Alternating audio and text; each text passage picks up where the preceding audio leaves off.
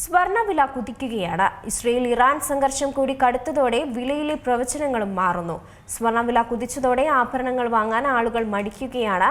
എന്നാൽ ഇത്തരക്കാർ സൂക്ഷിക്കണം. കാരണം ആഗോളതലത്തിൽ സ്വർണ്ണവില ഇനിയും ഉയരുമെന്നാണ് സാമ്പത്തിക വിദഗ്ധർ പറയുന്നത്.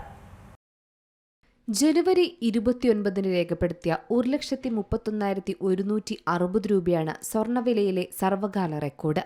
2025 ഡിസംബർ 23 പവൻ വില ആദ്യമായി 1 ലക്ഷം രൂപയും കടന്നത്.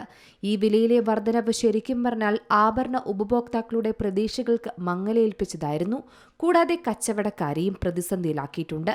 വില വർധനവോടെ സാധാരണക്കാർ സ്വർണം വാങ്ങാൻ ജ്വല്ലറികളിൽ എത്താത്ത സ്ഥിതിയാണുള്ളത്.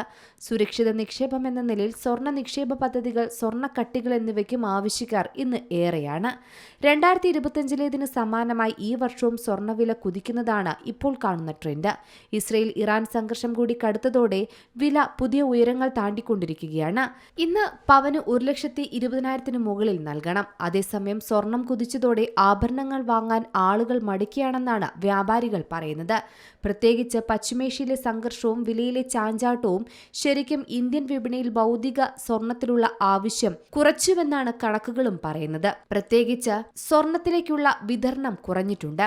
അതിനാൽ നേരത്തെ നൽകിയ ഡിസ്കൗണ്ടുകൾ ചുരുക്കിയിരിക്കുകയാണ് വ്യാപാരികളെന്നും റിപ്പോർട്ടുകൾ വരുന്നു. ഈ ആഴ്ച 6% ഇറക്കുമതി തീരുവയും 3% വിൽപ്പന നികുതിയും ഉൾപ്പെടെ ഔൺസിന് $28 വരെയാണ് ബുള്ളിൻ വ്യാപാരികൾ ഡിസ്കൗണ്ട് നൽകി വരുന്നത്. കഴിഞ്ഞ ആഴ്ചത്തേത് $65 എന്ന 10 മാസത്തെ ഉയർന്ന നിരക്കിലായിരുന്നു വ്യാപാരം. എന്തായാലും ആഗോളതലത്തിൽ സ്വർണ്ണവില ഇനിയും ഉയരുമെന്ന് തന്നെയാണ് സാമ്പത്തിക വിദഗ്ധർ പറയുന്നത്. പ്രത്യേകിച്ച് കേന്ദ്ര ബാങ്കുകൾ സ്വർണം വാങ്ങുന്നതും ഭൗമരാഷ്ട്രീയ സംഘർഷങ്ങളും വർദ്ധിക്കുന്നതാണ് സ്വർണത്തിന് അനുകൂലമാകുന്നത്. ഈ വർഷം വില 1,50,000 അല്ലെങ്കിൽ 2 ലക്ഷമായി ഉയർന്നാലോ അത്ഭുതപ്പെടാനില്ല എന്നാണ് വിദഗ്ധർ സൂചിപ്പിക്കുന്നത്. കാരണം പ്രതീക്ഷയ്ക്ക് വിപരീതമായി US പുതിയ തൊഴിൽ കണക്കുകൾ ഇടിവുണ്ടായതാണ് ഇങ്ങനെ സ്വർണ്ണവിലയെ മാറ്റുന്നത്.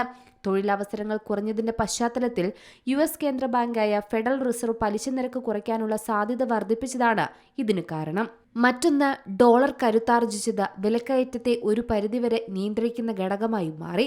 തൊഴിലില്ലായ്മ നിരക്ക് 4.4% ഉയർന്നുവെന്നാണ് പറയുന്നത്. പശ്ചിമേഷ്യൻ സംഘർഷം കൂടി സുരക്ഷിത നിക്ഷേപം എന്ന നിലയിൽ സ്വർണത്തിന്റെ ഡിമാൻഡ് ഉയർത്തുന്നതും ഈ വിലയെ ബാധിക്കുന്നുണ്ട്. എന്നാൽ സ്വർണ്ണവില ഇടിഞ്ഞു നിന്നത് അവസരമാക്കാൻ നിക്ഷേപകർ കൂട്ടത്തോടെ എത്തിയത് കഴിഞ്ഞ ദിവസം സ്വർണ്ണവിലയിൽ ഇടിവുണ്ടാക്കിയിരുന്നു.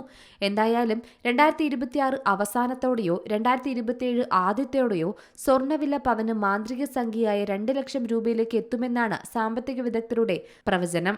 1,30,000 വരെ എത്തിയ സ്വർണ്ണവില ഏതാനും ദിവസങ്ങളായി വലിയ കയറ്റിറക്കങ്ങളില്ലാതെ മുന്നോട്ടു പോകുന്നതാണ് കണ്ടത്. സ്വർണ്ണവില വലിയ തോതിൽ കുറയുമെന്ന തരത്തിൽ വലിയ പ്രവചനം ഉണ്ടായിടത്തു നിന്നാണ് ഈ കുതിച്ചുചാട്ടം. 2025 വില 1 ലക്ഷത്തിലേക്ക് എത്തുമെന്നുള്ള വിശകലനം നമുക്കുണ്ടായിരുന്നു.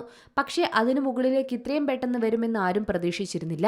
അതുകൊണ്ട് 2026 അവസാനത്തോടെ സ്വർണ്ണവില 2 ലക്ഷം എന്ന മാന്ത്രിക സംഖ്യയിലേക്ക് എത്തുമെന്നുള്ള പ്രവചനങ്ങളും നടക്കാൻ തന്നെയാണ് സാധ്യതകളുള്ളത്. News desk Zee Malayalam news. ഏറ്റവും പുതിയ വാർത്തകളും വിശേഷങ്ങളും വിരൽത്തുമ്പിലറിയാൻ സീ മലയാളം ന്യൂസ് എല്ലാ ഡിജിറ്റൽ പ്ലാറ്റ്ഫോമുകളിലും ലഭ്യം.